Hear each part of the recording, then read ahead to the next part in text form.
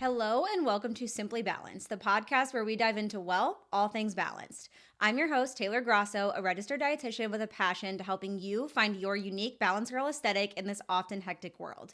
Each episode will explore different facets of living a balanced life, whether it's unraveling the latest nutrition trends, discovering mindful eating strategies, or discussing tips for a balanced lifestyle that fits your routine. Balance isn't about perfection, it's about making choices that feel right for you, nurturing your body and mind, and enjoying life's simple pleasures. So whether you're sipping your morning coffee, heading out for a walk, or winding down for the evening, I'm thrilled to have you join me. So let's dive in and talk, well, all things balanced.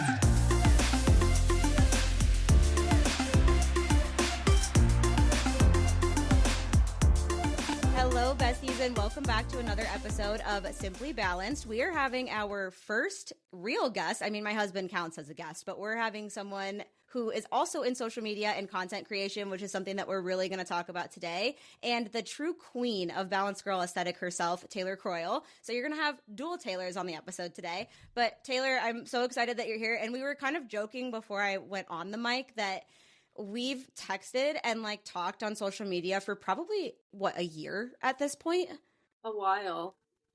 And this is the first time we're actually ever talking or speaking in person. I mean, we're not in person, but actually speaking face to face. So it's kind of funny because we text and we talk on social media all the time, but we've never actually talked. So, welcome to Simply Balanced. Thanks for having me. Absolutely. I'm so excited to have you here. And I think the main topics that Taylor and I really want to talk about are content creation and what it's really like working for yourself, because I feel this was something I really wanted to bring up with you because I've seen it a lot on social media lately, but the whole content creators are becoming very unrelatable. I've seen a lot of big creators talking about this recently. So I definitely want to dig into thoughts on that. And then we're also going to talk about Taylor's journey to her Balance Girl aesthetic, and then also, honestly, just the pressure that comes with social media and being involved in it. That's for anybody who's just scrolling, not even us who are directly putting our faces on there. There's so much comparison that goes on. So, and wedding content, because Taylor is a bride. June 2024? June 8th. How many more? 100. Oh my God, you're almost to double digits. I know, I'm sweating. It's so exciting. It'll be the best day. But let's circle back to starting at the content creation. And I think that first of all, kind of talking about this whole unrelatable thing, I'm curious what your thoughts are and if you've seen any of these bigger influencers posting videos on this too. Oh, for sure. I mean, and as a content creator, and I'm sure you can relate as well, people start out normal, me and you just doing their life, and then their content turns into they buy this brand new car and they unbox these luxury bags and jewelry, and I'm this is competition, it feels like a competition. It's I love seeing that content every once in a while, but then sometimes I'm oh my God, this is not me. I feel like I put myself down because of it. It's oh, here I am, making my little coffee and journaling in my journal, and here they are going to fashion week and all. I'm I feel so boring, but then again, I'm relatable. You know what I mean? And that's my goal, is to be relatable. So I feel it has its pros and cons. People love watching the luxury unboxings and stuff, and it's oh my God. But then again, a lot of people also like to be oh my God, she's just like me. She's doing the same thing. She has a normal house, normal car. You know what I mean? Yeah. But yeah, I think something that I've seen with this specific trend is more so the people that kind of build a relatable platform. They start off as someone who's whether it's working a 9 to 5 and breaking down their salary, or doing day in the life vlogs what you do, where it's they're living a very normal life for a 20-year or 26-year-old person. But then it's all of a sudden when they do start making all this money on social media, now you're to the point of you said, there's luxury bags, it's the massive houses, it's the cars, and you're I can't relate to this really at all anymore. And I also think it's one thing, because I have seen people kind of comment people get jealous in these situations, but I also think there comes a point where it's just encouraging overconsumption in a way. And it's also when they're jet setting off every other weekend. And I also think it kind of depends on the content that you're wanting to consume. Cause it's we might get slandered for this, but Taylor and I are not Alex Earl stans like I think everybody else is on the internet. And I think though, like, Alex Earl is a prime example of you go to her content for that luxury, bougie, I'm escaping my normal daily life vibe.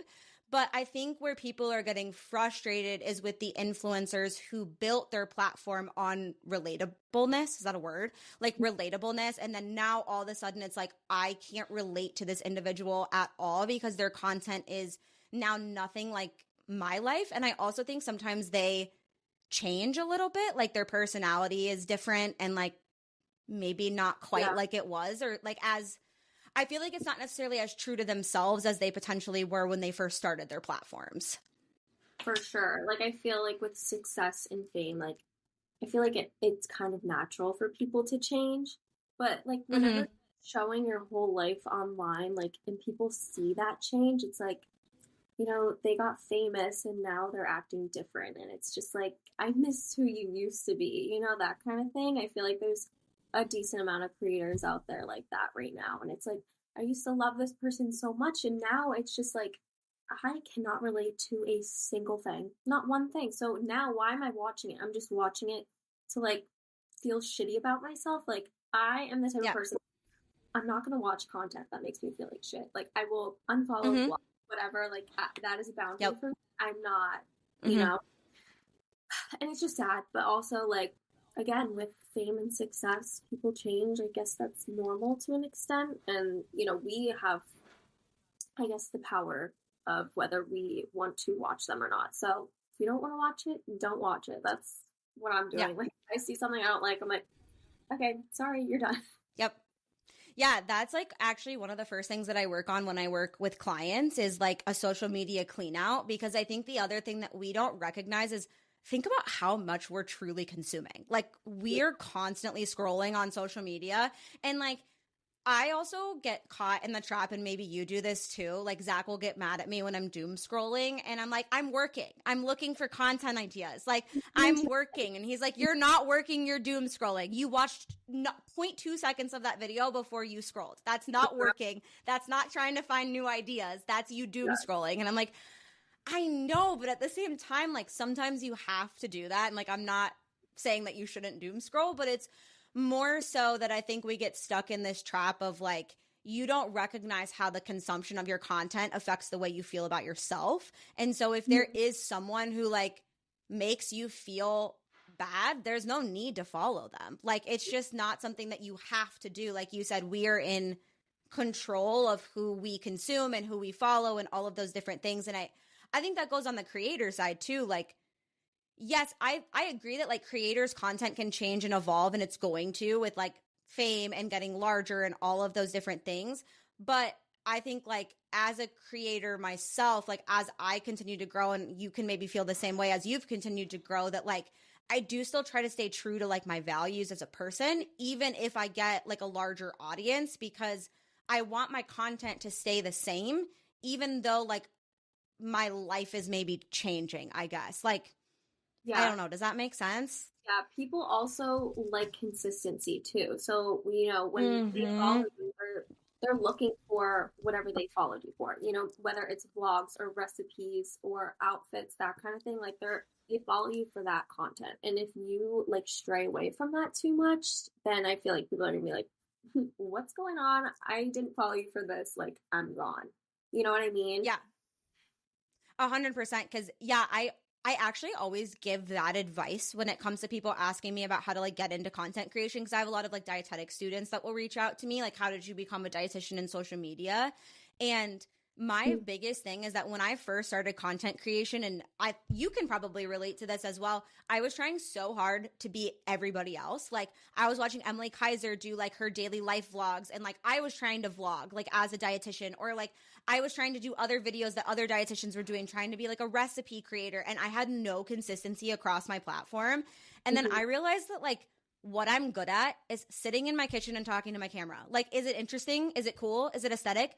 No, but it's organic to me. And I feel like once I started posting consistently of like content that felt organic to me and something that I enjoyed, that was when then my audience also started to build, because I felt like they recognized that like I was so much more authentic in what I was sharing. And also it became consistent. Like most of my followers probably know, if you scroll, you're going to see me in my kitchen, like talking 90% of the time. Sometimes I'm in my bathroom, sometimes, but very rarely. Sometimes I'll do a little get ready with me thrown in here and there. But for the most part, like I'm standing in my kitchen talking, and people can expect that every single time they go to my page or see my content pop up. And I think like that's one of the biggest things in social media creation, is like creating that consistency, because that's how you get a community that's actually engaged with you. Right. Like the familiarity, you know, they scroll and they see the backdrop and they're like, oh, that's Taylor. She's about to teach something today. You know what I mean? Like that's what people come back for, is something that they're familiar with and that like, they can expect. You know what I mean? Like it's not like you're going to come on here and post about, I don't know, something that you don't usually post about. People are going to go to your page for registered dietitian stuff. And that's exactly what you're going to get. Yeah. And like same with you, because Taylor posts a lot of daily vlog videos, and it's like people know that they're going to get that daily vlog with their little dose of coffee and Maverick and journaling in the morning. Like that's what they look for every single time they come to your page. And then also obviously too, like this is a perfect example of how your life can kind of evolve and change, because I do think like right now you're in wedding season. So it's like you're posting content based on like wedding type stuff. And obviously that's not going to stay consistent past your wedding date, but there are other components of your life that are then going to kind of integrate and replace that wedding content, but it will still stay true to like who you are as a person. Exactly. Like at first so like starting out, everyone was like, you need to stick to a niche. Like that's the only way you're going to grow. And I'm like, okay. But like me, I'm beep bop boop bop. I'm everywhere. You know what I mean? Like I'll talk about fashion and then skincare and makeup. Like I just can't stick to one thing. Like I tried to stick to like the balanced girl aesthetic when I first like started out, and that worked out great for me. But I was like, there's only so much I can talk about like all the time. You know what I mean? So I'm like, let's integrate some fashion. Let's integrate some skincare. And then like slowly I was like, okay, my niche is just gonna be myself. Like Taylor Croyle, that is my niche. And I feel like when you make yourself your niche, that is just, there's no one else like you out there. So like you're good on like originality. So I mean it's definitely been slower growth, but honestly I'd rather have slow growth than be struggling with content every day. So 100%. And I think the niche thing is something that you hear a lot. And like, obviously I'm niched, but that's because like, that's my profession. Like I'm a registered dietitian, so I talk nutrition most of the time. But I do think that like, there's a ton of creators who have made their personality their niche, because it's like people aren't coming back to their page for like fashion or advice or like face or like nothing specific necessarily, but they like that individual and they like watching their lives kind of unfold. And so I think that you can most definitely create a brand around who you just are as a person without having like a specific niche. It's just, I feel like people who have a specific niche tend to translate it over into like some sort of business. Like that's kind of what I see in terms of behind the scenes of content creation. It's like for me, I have a private practice and I see clients and all of that type of stuff. But I feel like when you're a creator and your niche is more so you as an individual, like that's kind of your brand and that's kind of like your business, quote unquote. Yeah. And I feel like in your situation, like you're educated in this. You could talk about this stuff forever and ever and ever. And then me, who's just like, oh, my balance journey, like I can only talk about that so much until I'm just repeating myself. You know what I mean? Yeah. So that's when I kind of had to be like, okay, what am I doing? Like, what am I going to post about?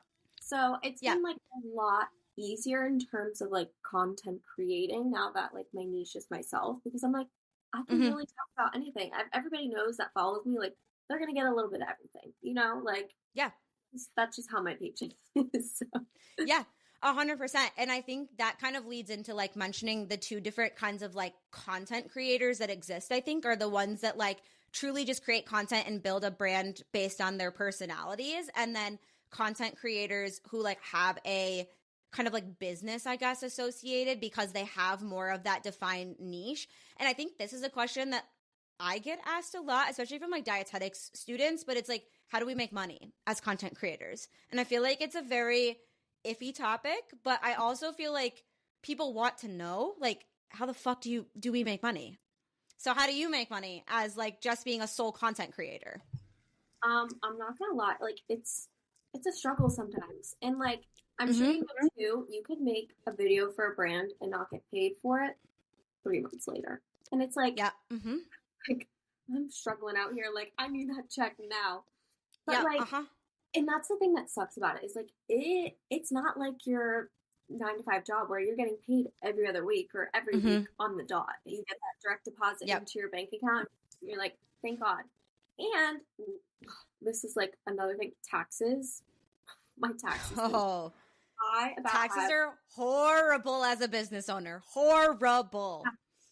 literally Chad did my taxes. I'm like, I can't fucking do this. I'm gonna have a mental breakdown. I have an accountant. I was like, I can't. I don't know what I'm doing. I haven't even sent all my stuff to him yet either because I keep getting 1099s and I was dumb last year because this is my first year like doing this full time. And so like I didn't keep track of how many 1099s I should be receiving, which was stupid, but I didn't. So now I'm like, since they keep coming in the mail, I don't want to like upload everything to my accountant and then him do it and then the IRS come after me and be like, you forgot a 1099. I'm terrified of tax evasion. You know, no, Literally, I'm so scared. so now, like every time I get paid, Chad's like, you need to take out like 30% of what you make and put it into like a savings account. So before I even like touch the money, I'm like in my calculator, whatever times 0.3 and put it into this account because at next year this time I don't want to be like hit with a couple $1,000s that I have to shell out of my pocket. I'll literally So that also like sucks. Like everything that you make, you have to take the taxes out yourself, or you are going to be blind next tax season. So that also sucks. But like also brand deals, like whether like I'll reach out to some brands and sometimes they're like, no, we're not looking for anything. And like sometimes they'll reach out to me and they'll offer way under like what I'm looking for. But like this is my job. Like this is my job. I have experience, like there is like a set rate that I have. And especially if I'm posting it on my social media, like I want to make sure this is a product I like, something I'm going to actually use. Like there's so many brands that are like, should I say the name? Shein?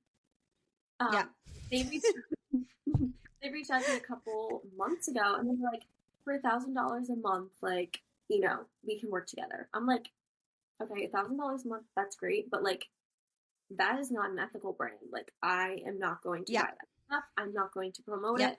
I'm not doing it. So, like, there's so many things, like, you have to do your research, too, like, with brands and stuff like that.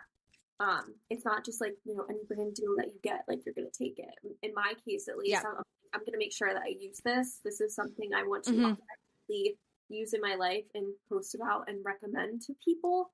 So, that's, like, hit and miss. And sometimes, like, I don't get a brand deal for like a month and I'm like, but I mean, that's just what comes with content creation. Like it's not a stable income, like, you know, but I'm so like fortunate and so lucky that I can do this. Like it is literally my dream to do what I'm doing. Like, growing up, I never was like, I'm going to do this when I grow up. I just like, I don't know if it's the Leo in me, but I'm just like, I'm a star.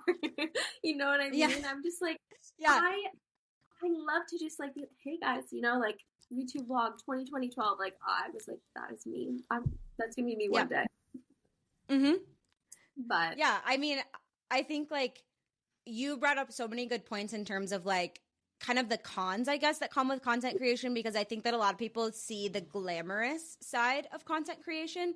And it's like, yes, of course. And I do feel like at the same time, like I've talked about this with my therapist before too, where I always feel this need to be like, I'm so privileged to do this job. And I'm not disregarding that I'm privileged to do this job, but I also don't think that people, this is where like my tiff with the influencer culture gets frustrating, because like I work my fucking ass off. Like I didn't realize that other influencers and like content creators have people that work like, I understood that there were like obviously big people, big names who have like people working for them, but I've like now figured out there's literally like content strategists who it's like they will email an influencer on a Monday and tell them all of the upcoming trends and like the algorithm, and then like tell them what content to make. And I'm like, that would be a life changer. Like, I am literally out here every single day trying to come up with new content while also balancing like coaching, a podcast, like all of these different things. And obviously I love every component that I do, but I just posted this on my story. It's like, I'm also fucking burnt out and I don't know how to find a balance, because it's hard when you simultaneously are obsessed with what you do and also like have no balance. Because when it comes to content creation or like running your own business, you're your boss. Like, yes, my husband will say this all the time. He's like, you can take a day off if you want to. You have no one telling you can't. And I'm like, I'm telling myself I can't, sir. Like, it's me. I'm my boss. So like, we've literally set up a rule with my therapist where Zach has to take my laptop away from me at like 6 p.m. But then I just have my phone. It's like, it's so hard to like let go of work when you're doing content creation. And it's also really hard to be present, I think, is another really big thing, because like, I find myself now in every moment of my life, I don't want to think this way, but like every time something's happening, I'm like, could this be content? Like, could I film this? Like, could I make this into some form of video that would do well? And then it's like, if you do take the time to do it and then it doesn't hit, you're like, shit, I spent that time filming this rather than being present in that moment. Like, it's such a hard balance to figure those things out. And then, yeah, to the brand deal thing, it's like, I have months where I don't have any brand inquiries. And then I have months where it's like you have 5 or 6. But then like what you have to do with your income, those 5 or 6 brand deals are maybe net 30, maybe net 45, net 60. So that means they don't come for 30, 45, or 60 days. And that's from the posting date most of the time. So you'll get a brand inquiry in like February. So like I have one right now for June. Like this is like a $3,000 brand deal, but it's like, right now, I'm not going to see that money until July, even though I'm filming and making the content now, because you film the content based on their scope of work that they send you. You send it in for edits and review. Typically, they'll have some sort of like little tweak that you make. And then you have to go through like all of the stuff with the legalities in the legal department. Then you actually get to the posting date. Then you share the video. Then you send the invoice. So it's like, you have to be able to plan out your income almost like quarterly in order to survive like a normal human being. Like it's just crazy how different it is, and like not what I thought, I guess. It's just when you see content creators, I feel like on social media, especially the larger ones, you're just automatically like, oh, they make a shit ton of money. And like, obviously we know like Alex Earl, Emily Kaiser, like, yeah, they do make a shit ton of money, but it's like us smaller little babies over here. We have to like really plan and strategize like how our income is actually going to balance out throughout the course of the year. For sure, which is so hard because it's like, okay, trying to figure out your financials for like months in advance. It's like, I don't know. So like, yeah, I guess that's like a definite downside. There's like no consistency whatsoever. Yeah. No consistency whatsoever. That's the nice thing about a 9 to 5. It's like, you got that check coming in every single month. You got that consistent income. It's great. But like we said, we also have the flexibility to make our own schedule. Like there's a lot of perks and benefits that come with this. But I think that there is that like fine line of figuring out what that balance looks like for you as an individual, because I do think that like, especially when content specifically is a part of your job, it's just hard to shut that part of your brain off, because everything can be content essentially. Like anything you do could technically be a piece of content. And so figuring out how to like navigate being present in your life while also getting valuable content, I think is something that's super challenging. Yeah, like establishing a boundary is so important. And even I like still struggle with it. Like if I don't do a morning vlog because I'm fucking tired, like I'm like, I don't want to tripod everywhere I go. I don't want to have to edit it. Like I just need a fucking day off. But then I'm like, there's people waiting for this vlog. Like I feel bad, but it's like, why do I feel bad? Like like it's so hard. And like, again, I'm visiting my friends this weekend and it's like, oh my God, I can't do my vlog, but like, I want to be in the moment, but I also want to vlog like being with my friends. And it's like, another thing I need to bring up in therapy is like establishing like stricter boundaries, because again, like you said, anything and everything could be content, absolutely anything and everything. And it's just a matter of like, okay, do I want to film this, or do I want to actually live in the moment and enjoy this and remember this like from memory rather than my phone? Yeah. And like, I feel for you too, because I was like, I had maybe 20,000 followers when I got married. Like, I definitely was not leaning into content creation the way that I am now. And I definitely didn't have the growth or consistency that I have now. And I didn't film. There's a part of me that like wishes I was, because I feel like I would have, not that I want it for content. I like genuinely just wish I had more videos from my wedding day. But it was also like, when I look back at the day, I was so present and like wasn't concerned about creating content. And that was so nice. And like, same with my honeymoon. Like, I ended up, I think like I had been pretty consistent that year with content, but then like it came September, I got married in October, and I was like, I'm just taking a couple months off. Like, this is too overwhelming. I was working a W-2 job still at the time. It was like, I just can't do all of this. And I was already so overwhelmed with the wedding in general. And so like, I didn't really film any content from my wedding day or from like my honeymoon. Do I wish I had like more videos from those times in my life? Yes, I do, because it's also really fun to like look back on all this stuff. And like, I always tell Zach when I take like funny little snippets of us on dates, I'm like, I can show this to our kids. And like, that's really cool. But at the same time, it was nice that I didn't even think about it like while I was there, like on my honeymoon or on my wedding day. Like, it was just, like, I don't know. Like I said, I'm torn. Like, it would be nice to have more content from that day. But at the same time, I'm like, it was so nice that I wasn't thinking about it.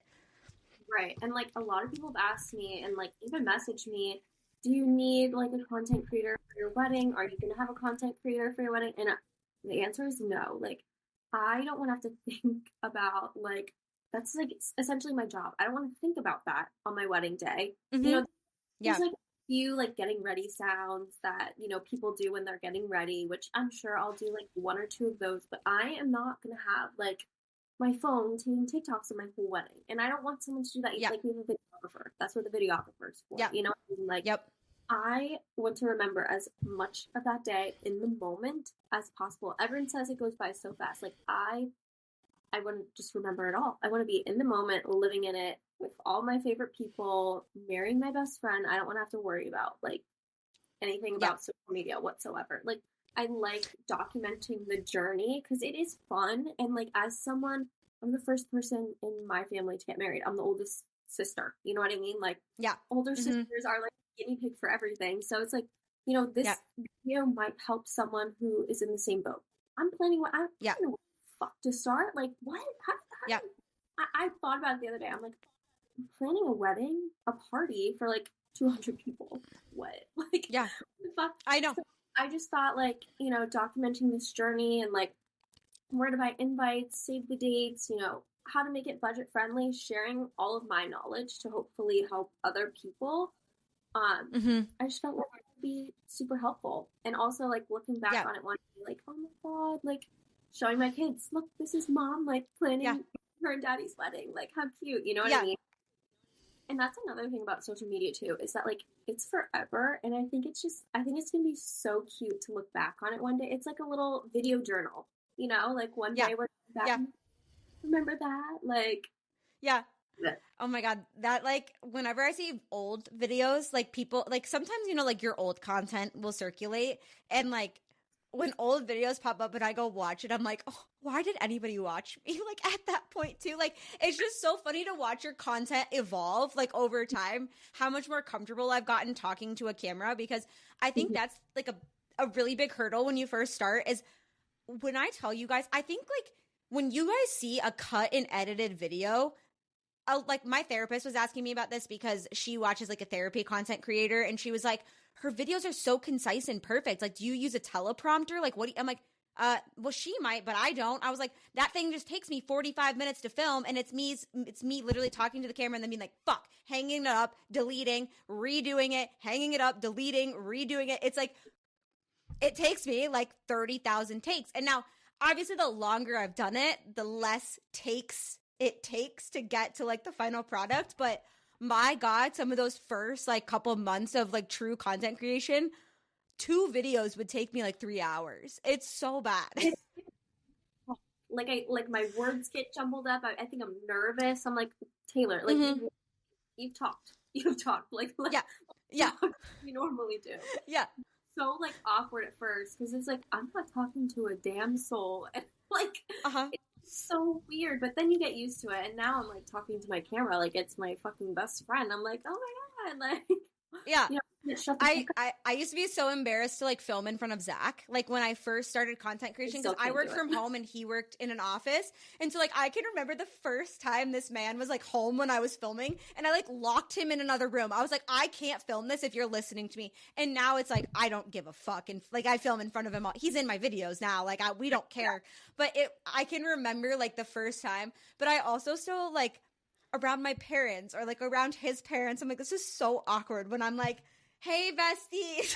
Like, it's just, and No. his parents are like in the boomer generation, and I don't think they understand my job like at all. And they're just like, okay. I'm like, this is how I make money, talking to my phone, talking to my friends that I don't know on my phone. So Yeah. it's Oh fine. my God. Like, what's it gonna be in another 20 years? You know, like what's gonna be the new thing that everyone's doing? Oh my God, we were talking about this last night because like something that terrifies me, this is so like millennial mom of me to say, is these like 20-year-old influencers who have never had like a corporate job, and they haven't had like a skill set of some sort or like a degree. Like I understand that you don't have to have a degree to like be in a job. Like I am very much a proponent. Zach and I talk about this all the time. We're going to give our kids so many options of like what they can do. But like when you've only influenced, like not gone to school, like you don't have like a background at all, it makes me so anxious because I'm like, what happens if all of this just goes away? And I'm like, the reality is we're not going to be influencing at 80 years old. Like they're like, Oh no. can you imagine? What's that? What's that thing like that older people put around their neck and they life alert? Like, are we gonna be Oh, thinking Life Alert. we're like 80? I don't know. Who knows? You get like a brand deal from Life Alert. Literally, I That, don't know. and it just like, what makes me nervous about it is too like this spending culture. I'm like, does like literally sometimes I'm like, is someone managing your money? Because like, do you have a 401k? Do you have like a Roth? Like, do you have health insurance? I'm concerned. Like literally, I No, sound like such a like, mom, but it's like something I think about all the time. Like, what is gonna happen? Because you think about the evolution of it. I would say like 2010s, like when we were in like middle school, high school, that was like the initial rise. And it was like the aesthetic Instagram posts. Like that was what was people were making money off of. And like food blogging in the like food world was a really big one, and like blogging in general. And then I feel like it turned into vlogging, like video blogging. And then now it's like short form content. And it's like, what is the next evolution of all of this going to be? I can't keep up. I really can't. Like all the trends It's and exhausting. it's too much. I'm like, I'm just gonna stick to what I'm doing for now, and hopefully that works out. People always ask me like if I'm going to get into YouTube, and I'm like, I don't have the time. Like YouTube, you got to film horizontal. I'm used to filming vertical. Like there's just so Yeah. many components that I don't know how to edit a YouTube video, not even somewhat close. I'm like, I don't have the time to edit a YouTube video. I really don't have the time to like cut the clips of my little TikTok videos, let alone sit down and edit like a full on vlog for a YouTube channel. And that's just like another social media platform that I don't want to like be on. Like that just it creates more work and more scrolling and more time on my phone, and I don't need any more time Yeah. on my phone or scrolling social media. Like yeah. Truly. And leaning into like all of what we've talked about, I feel like we've talked about balance a lot. And like we kind of mentioned in the beginning, you started your platform kind of with this balance girl aesthetic idea. And I think you and I have like a very similar story. And pretty much anyone listening to this podcast probably knows my story because they probably follow me. But tell everybody a little bit about like what your story is and like what balance girl aesthetic really means to you and like kind of where that came from. Okay, so like obviously trigger warning for like calories and that kind of eating disorder stuff. But it all started, I think, in like 2020, like when COVID hit. The world went to shit in 2020. But like around that time, I was just like so unhappy with myself, and I thought the best way to be happy was if I was skinny. which I feel like a lot of people Mm-hmm. think that is like the end all be all, that is the answer to all your questions or like, you know, all of your problems. And it's not. Mm-hmm. Like even when I was at my skinniest, like I was so fucking miserable. I was so miserable. And I remember Mm-hmm. you saying that too. Like I think it was your first episode. Like you're just miserable. Like you have Mm-hmm. no energy. You have like you're just always depressed because you have My no. hair was falling out. I had acne all over my face. Like I was so bloated. I was chronically bloated after every single meal. I lost like so many of my friends, like because I was prioritizing all of that over going out with people. Like was not my thinnest self was not my happiest self. Not at all. And like in the whole like recovery balance journey, like gaining weight was so fucking hard for me. Like every morning I would weigh myself and I was like, oh my God, like the scale went up, you know, 1 to 2 pounds, probably because I actually fucking ate that day. And I was like, Yeah. you know, I have to punish myself. Like I'm gonna eat less and walk or run more. It was like this such a vicious toxic cycle. Like weigh myself, I'm happy with the weight. Okay, like I must have did really good yesterday. So I'm gonna eat today. So like I wouldn't Yeah. like eat, but like I would obviously not eat enough. Just Like cut back. Yeah. yeah, like I had my net diary. That was the little fitness Mm. app that I had, and I had it set to I don't know, it was like 1,200 calories. And if I would go over like a The thousand infamous the infamous calories, 1200 calories. and if, even like in college, like if I had gone over like 1,000 calories, I was like, fuck, like I ate so much. But like in reality, I'm going to the gym, I'm walking to all of my classes, like you know, I'm beatboxing Mm-hmm. all over campus. I should be eating like 3 times that for how active I was. Mm-hmm. I was Yeah. severely undernourishing my body, like to the point where like my family was like, "Is Taylor okay? Like, what's going on? Like, she looks really Mm-hmm. sick. Like, some ish, you know, like what's happening?" And it got to the point my mom was like, "What is going on? Like, you know, if something doesn't change, like we're gonna have to like admit you into the hospital or Yeah. something because this is not healthy. You do not look healthy at all." And that was kind of like a wake up call for me, being like, okay, like it's gotten so bad to the point where like my family wants to like admit me, like I need to change something in my life, like now. Like I was so thin, and looking back at pictures now, I'm like, how like that's not how my body's supposed to look. Like yes, Mm-hmm. I was like skinny, but not every body is meant to be skinny. Like when I was skinny, I Mm-hmm. looked sick, you know? I Yeah. my Yep. best normal self is, you know, I I have fat. Everyone has fat. I Mm-hmm. have muscle. Like Yep. that's I have an athletic build. That's how I'm supposed to look. You know Yep. what I mean? Yeah. Like I feel like with social media too, it's like, you know, there's these beautiful skinny girls and they look perfect, and it's like I finally got to the point where it's like, Taylor, you are not meant to look like that. I'm 5'1", Mm-hmm. I'm a short little girl. Like, you know, Yeah. I'm just, body doesn't need to look like that, and it shouldn't look like that, because when I did, I looked not well. Yeah.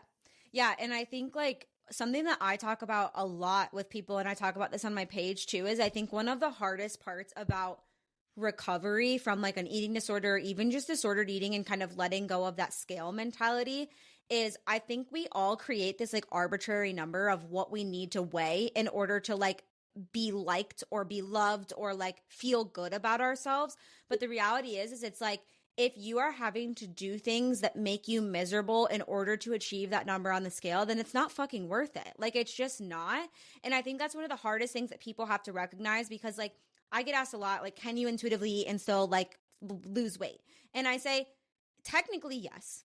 Technically, you could intuitively eat and lose weight. But the main problem that I see like with women and with the industry in general is that we correlate nutrition and fitness directly to weight loss. And if weight loss is your only fucking motivator to do nutrition and fitness, like care about what you're eating, focus on fueling your body with nutrient dense foods, moving your body in ways that you enjoy, the second that that scale stops giving you the validation that you're looking for, these things are going to stop, and or you're going to keep going because you're always chasing that number moving down.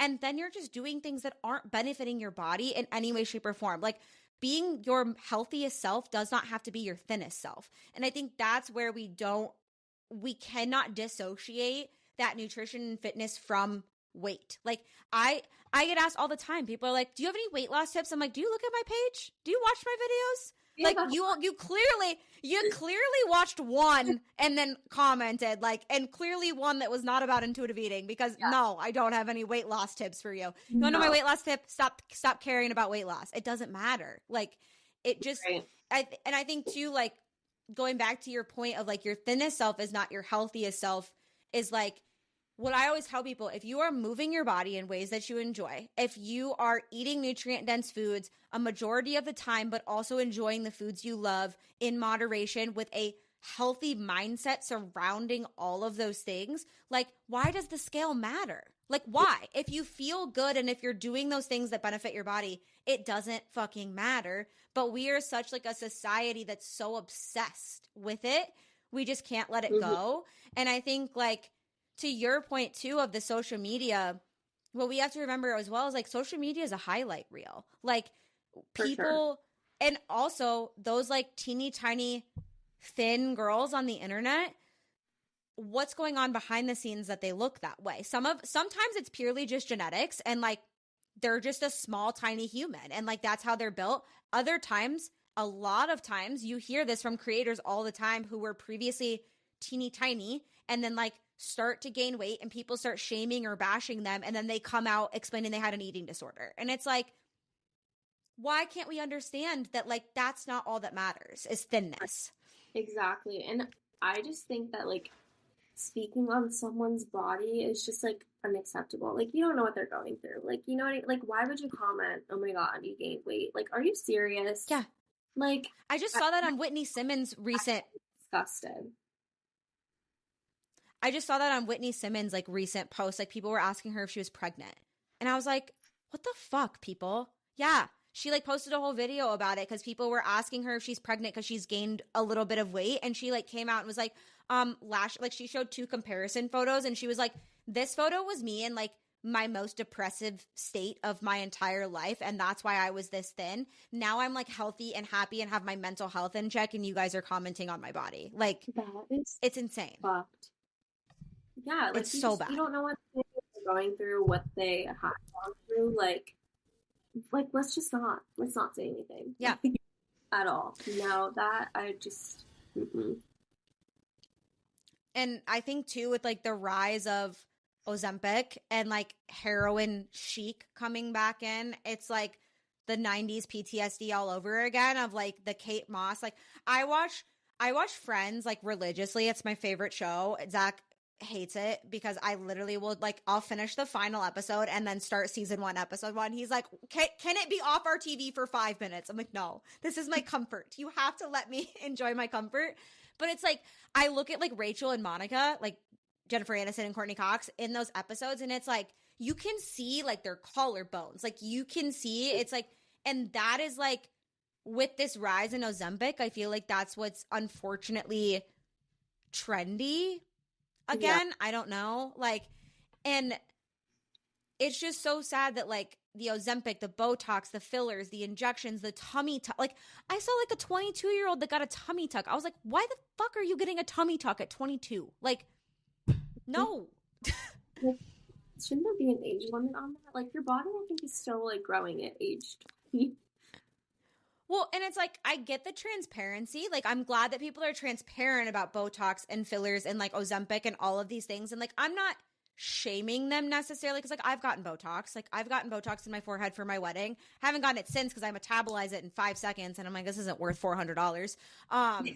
But I think that like what's hard is that there's these young girls comparing themselves to these people on the internet who have the privilege and the money to afford Botox and lip injections and facials and tummy tucks and Ozempic and all of this stuff. And then because they don't have access to those things, they like deem themselves not good enough because that's what you're seeing so frequently on social media. Oh, for sure. I mean, even myself, you know, like I'll see people get filler and Botox. I'm like, oh wait, you know, like I have this wrinkle, like I should get Botox. Mm-hmm. My upper lip is kind of thin. Like I think I need a little bit of filler. But then like at the end of the day, it's like, I don't need that. Like if I want it, sure. But like the mindset of separating need from want, like want something, you absolutely do not fucking need it. You don't need it. Like, yeah, aging is a privilege. Like getting wrinkles. Like, Mm-hmm. that's just a part of life. And, like, I don't know. I'm sure at some point I'll get Botox. Like, I'm not going to say I'll never ever get it. I'm sure at some Oh, point same.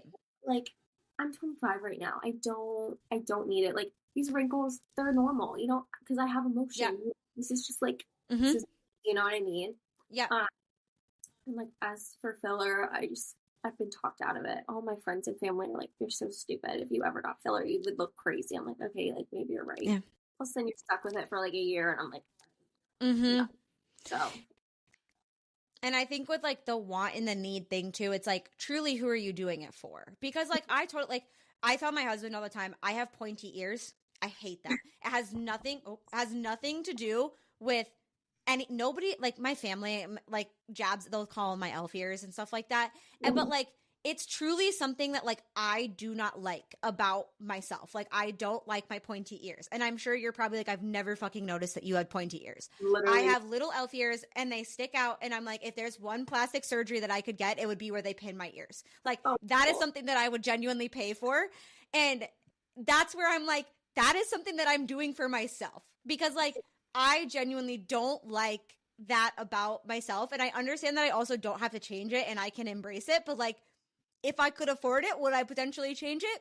Yeah, I would. But I'm not doing that because like the internet told me that I need to. And I think that's kind of like the differentiation there is it's like if you're getting Botox or filler, one, I love when people are transparent about it so that we can recognize that it's not like it's not normal to look like that. Like to have the super slim masseter Botox, to have the massive lips, like all of those things. It's not like a normal face structure.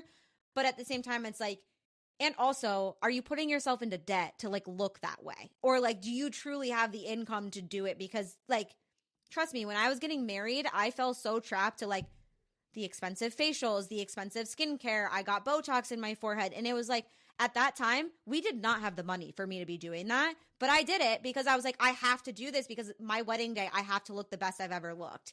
And like, Right. in order to look the best I've ever looked, the internet told me I need Botox in my forehead. I need to do these $300 facials every month, you know, like whatever it was. And then now like post getting married and also like, I think just frontal lobe development. Yeah. I've realized that it's like, but like why? Like what is that really changing for me in my everyday life that's going to like improve my life if I do those things? Right. And like also we don't know the long-term effects of these things. I've read briefly like getting Botox at such an early age and like so frequently, like eventually the muscle is just going to be used to not doing its job. Mm-hmm. Like, don't quote me on it, but like the muscle is just going to be so used to being paralyzed that like when you're older, it's going to be like, you know what I mean? Like you're not going to age gracefully, essentially. So that's also like really scary too. It's like, you know what? Maybe I'll just age gracefully, and when I need a little touch up, and I'm like, I don't know, 40 to 50, then I'll do it, you know? But like I'm not gonna fuck with anything right now. Like we're young, we're youthful, like we don't need to do anything. Yeah. I saw a dermatologist post about that specific thing, like with her concern with these 20 and 22-year-olds getting Botox, because essentially, yes, your muscles will just kind of start to be used to being paralyzed. And so it's not necessarily that they stop working. It's more so they become reliant on the Botox. And so like the older you get and the more relaxed they become, the more and more and more Botox you need in order to continue to paralyze them. So she's like, these 20, 21, 22-year-olds that are starting at this early age, you're going to be spending thousands of dollars by the time you're 35 because your face is so used to like this massive amount of Botox. And she was like, you really shouldn't, like, you don't technically need Botox. I mean, you don't ever need Botox, but like if you're someone who wants it, when your wrinkles are set, when you are not like expressing your face, so like you can only see my forehead wrinkles when I like scrunch my head up. If I was sitting here and you could like see all of my wrinkles, she was like, that's where then Botox could potentially be beneficial. But like up until that point, it actually almost makes more sense to spend money on things like red light therapy or like nice skincare or like facials, like these things that keep your skin healthy and youthful, but don't affect the musculature of your face. And I'm not a dermatologist, like don't take all of that verbatim, but that's what a dermatologist said on TikTok. Yeah. So No, I used to work at a dermatologist when I was in corporate America, which, well, I don't even want to get into that, but like just learning so much about skincare, like all you really need is sunscreen, maybe tretinoin, and you're good to go. Like literally. oh my gosh. That's what else she was talking about. She's like, the amount of people that I see come in to get Botox and then don't wear sunscreen. She's like, what are you doing? Why are you not wearing sunscreen if you're paying for Botox? Like, what is the point? Which, like, don't get me wrong. I spent my fair share of time in the tanning beds at age, 16 to 20. Like, I know, but like, I knew, but like, I didn't at the same time. And then like, around, yeah, I'm like, whatever. I want to be tan. I look hotter when I'm tan. Like, let's go tan in the tanning bed. I wouldn't say until like 3 years ago, I really started wearing sunscreen like religiously. And now I wear, like, my skin looks better at 26 than it did at 21 because like I was not using like proper skincare. I was also not taking care of my body. Like I was deep in an eating disorder and also like just was baking in the sun with no sunscreen on and going to tanning beds. And it's like, I looked like a 40-year-old when I was 21. And then now at 26, people are like, I got asked on the plane like a couple weeks ago, or like this was a couple months ago. I was in like the exit row or some sort of row where you have to be 21. And she was like, are you 21? And I was like, I'm 26. She's like, can I see your ID? And I was like, of course you can. Here it is. You think I'm 21? Oh my gosh, that is so funny. No, but it's true. Like when we're young, like if there's damage to our skin, just take care of it and you'll reverse it. Like like, something that we need to do as like when we're in our 20s, like take care of yourself. Like wear hats, wear sunscreen. Like we all like to be tan, which is fine, but like you will thank yourself in 30 years when you're not out baking in the sun without sunscreen like every summer. Like that, and after all the things I've seen in the dermatologist field, like the melanoma, the skin cancer, that kind of thing, I'm like, fuck, like that's real. Like that is scary. Yeah. So I've kind of like being in that field, I'm like, okay, like I wear sunscreen every day. If it's raining, gloomy, sunscreen, I don't care. I'm getting sun exposure just by being in front of this window. You know what I mean? Like, yeah. I saw, this is like such a tangent, but I saw this study about like truck drivers that they're like so prone to melanoma because a lot of them are men. They don't wear sunscreen and then the sun is coming in through their window in their car and like you're still getting hit with the UV rays, but like you don't think about that when you're driving a car, like, oh yeah, I can feel the sun coming in, but literally the UV rays are still touching your skin and like the prominence of skin cancer in that industry because of like the amount of time they spend in their car with the sun exposure and not having sunscreen. I'm like, that's insane. Like that's never something I would have thought about. Right. And even my best friend actually told me that she's like, whenever you get gel manicures, you should wear sunscreen on your hands because you're putting your hands like right under that light. And I didn't even think about that. I don't do it. I probably should. But I think like, you're putting your hands directly under that light, which could cause like wrinkles and damage. I'm like, basically like a tanning bed for your little hands. I mean, but they are only under there for like 30 seconds. So is it really that bad? I don't know. I've seen people wear gloves at the nail salon though, but sometimes when I get a dip manicure, because I do dip, and sometimes they do the little UV light, and then sometimes for dip they just make me sit there and let them dry, which like that's the worst. I'm like, can you just do the little UV thing so I can just leave? Like getting my nails done is enough of like a chore for me. I shouldn't say that. Like it's a very big privilege that I can afford to get my nails done, but at the same time I'm like, I wish I could just like drop my hands off and like get them done and then pick them back up. Like I don't have time for this. I know. Sometimes I'll be sitting there for like an hour and I'm like, it was relaxing for the first like 15 minutes and now I'm just like, I want to take my hands off and leave. And last time I went, I have 2 broken nails right now. I'm going to get them fixed tomorrow, but I did like a photo shoot for my website and I asked for, what is this called? Funny Bunny. And my nail tech was a Gen Z. And she was like, I haven't been asked for Funny Bunny in like 2 years. And I was like, leave me be. And then she was like, and I'm guessing you want almond shape. And I was like, I do, actually. I don't want this square shit that you guys are trying to bring back. Leave me be with my Funny Bunny and my almond shaped nails, okay? God. Yeah, coming for my throat. And then I go, yeah, I also want chrome. And she was like, are you serious? And I was like, no, I'm just fucking with you. But you're calling me out on all my millennial shit. Like, I don't want square nails. Oh no, that's not. That would make, I really have like short-ish fingers. I feel like that would just make my fingers look stubby. I got engaged with square nails, and I like look back at the photos, and I'm like, those are disgusting. I have nubs for fingers. Like, I can't. Come on, Zach. I can't do that. Well, in his defense, that's how I used to do my nails. So, that was my own problem. And then I discovered almond, and I was like, this looks so much better, and it like elongates my fingers. For sure. But apparently now square nails are back in, according to Gen Z. Did you also see they're trying to bring back capri pants? Oh no. Have you not seen that massive?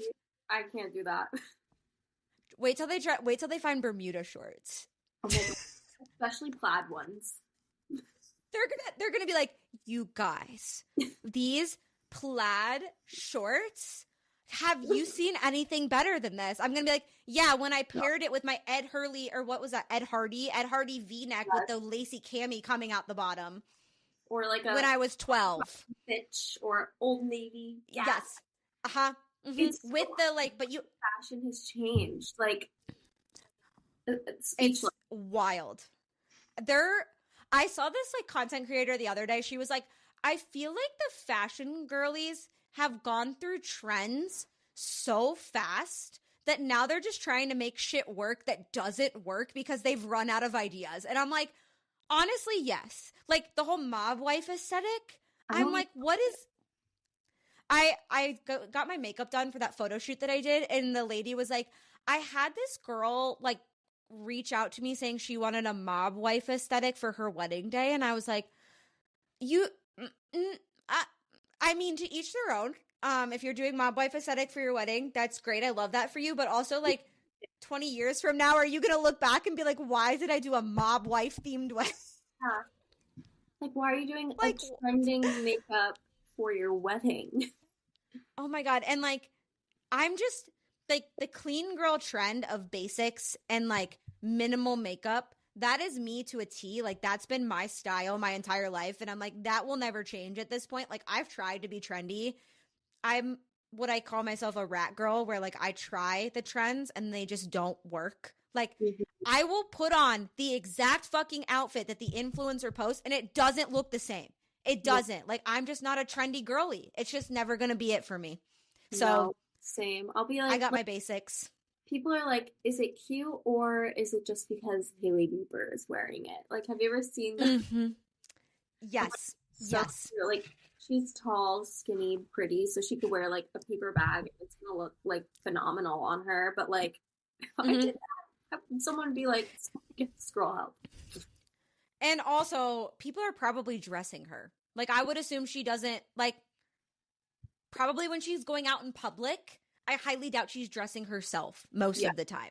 Like, she has stylists who dress her. And, like, there are people, like, my best friend Kate, she's just gifted with, like, that sense of, like, she's a graphic designer. She's very trendy. Like, she knows how to make trends. Like, what did she send me? Oh my God, for my photo shoot, I just did like the plain white button down with jeans, like, you know, super classic. And she like sent me this fucking like black corset thing. And she's like, you should put this over the white top. And I was like, ma'am, do you know me? No, fuck no. I'm not wearing that. Absolutely. My photographer also knows me super well. She would have laughed at me. She'd be like, what are you doing? But like Kate could put that on. The girl would fucking rock it. Me? Not gonna happen. Not gonna happen. No, my safe outfit is just like a t-shirt and jeans. Like, if I stray too far away, I feel so uncomfortable. Like, even with my makeup, like, like a red lip, I'm like, I feel like everybody's looking at me. I feel like this is not right. And when like people always, have you seen the videos where it's like that trending sound of, oh, what is it? Like, she just looks that much better. And it's like the pops of like the accessories that they add. That's my problem. I don't know how to accessorize. Like I can wear a basic outfit, don't know how to wear a belt, don't know what kind of belt, don't know what jewelry. Like those girls that wear like, there's this influencer I follow named Sophia Panella, and she wears like a ring on every finger. I love her. I'm obsessed with her. But she wears like 10 necklaces, a ring on every finger. She's got like 16 earrings. I'm like, first of all, how are you not annoyed with like your fingers being covered in rings all the time? Yeah. Second, like, how many necklaces are you wearing? How do they not get tangled? Like, I have so many questions. I can't, like I wear one necklace, and I feel like if I took it off and changed it every day, I'd be so pissed off. Like, same with my earrings. They're the same like, every day unless I'm, like, doing something, like, whatever. I'll change it and put in, like, a hoop or whatever. But, like, I can't fucking keep up every day. I can't. No. Nope. I'm, like, my Aura ring, my wedding and engagement ring, I have a bracelet. Oh, this bracelet I wore on my wedding day, and I have not taken it off since my wedding day. And then I wear, like, I have my ears double pierced. Don't ever wear an earring in my double piercing. I just wear my singular little hoop, and it's like a huggy hoop. Like it's not like a, and I'm like, that's good for me. I can't do more than that. Every day. But it is what it is. We're just basic girlies. Yeah. And I don't take my shit off like when I shower or sleep either. No, I used to take my engagement ring off for everything I did. Like, everything I did. I haven't taken this thing off in 6 months. Like, I wear it to work out. I have the little like band cover on it. I'm like, I don't like, my husband bought a diamond for a damn reason. Isn't that the point, to like wear it all the time? Like, right. I toss it in my little ultrasonic cleaner like every couple months, and I'm like, she's looking just fine to me. I'm always afraid to work out, and I don't know, I feel like it's gonna like bend or something. I don't know, like if I'm lifting. Yeah, I've never had an issue. Like, as long as that little thing covers the back of it so it doesn't scratch, and like mine sits high. Like, I have a very high set ring, and I've never had an issue like lifting with it on. I just keep it on. I'm like, it's fine. Yeah, maybe one of those. Probably shouldn't, but also like, this is so gross. I don't really want to share this, but I'm going to anyways. I got a wart on my wedding finger like a year ago, like literally on like right here on my finger. And I couldn't get my rings off because my finger was so swollen. I couldn't get it like over, this is so gross, over the wart. And then like no doctors could figure out what was wrong with my finger. And then I like finally got a doctor who was like, oh yeah, that's a wart. It just needs removed. And I was like, it's been like 6 months that I've been living with this damn thing. Yeah. So then it took, because it was on my finger for so long, it took like months for them to get it off of my finger. And so like I couldn't get my rings off. So I literally just had to like figure out ways to like work out with them on. And then when I realized like nothing bad happens when I wear them all the time, I was like, why don't I just keep them on? It's fine. Yeah. Seems to do its job. Did you have to do the liquid nitrogen for it? Like where they spray? I had to do that. Oh my God, I had to do that like 5 times. And then I had to do Beetlejuice. Oh my God. Have you ever done that? No. It's so painful. I've heard. Oh. Use it at the dermatologist. Like apparently it stings like so bad, but it gets rid of it. That was what finally got rid of it, because they had done like 3 liquid nitrogen rounds and it was not going away.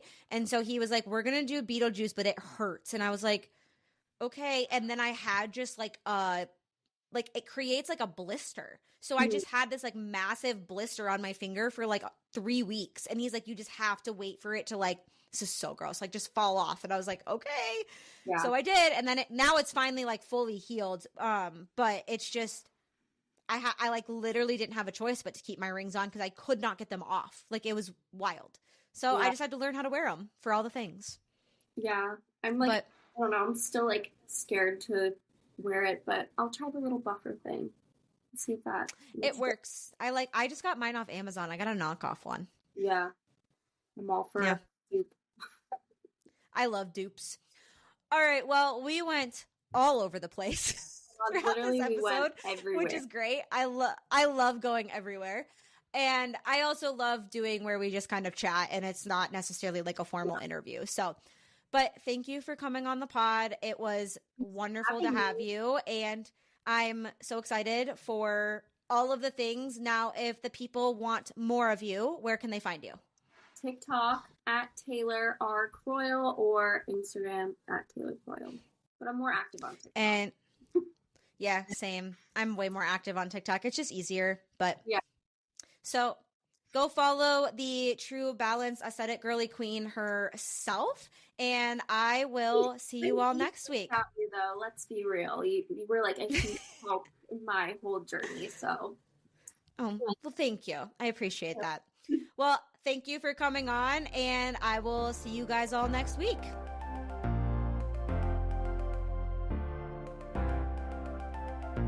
And that brings us to the end of today's episode of Simply Balanced. Thank you so much for tuning in and sharing a part of your day with me.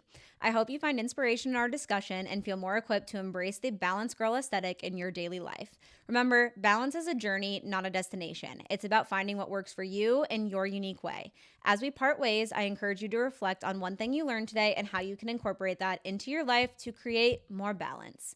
Don't forget to subscribe to Simply Balanced so you never miss an episode. If you enjoyed our time together, consider leaving a review or sharing the podcast with a friend. Your support means the world, and until next time, keep striving for balance, nourish your body and mind, and remember to cherish life's simple pleasures. This is Taylor Grasso signing off. Stay balanced and see you next episode.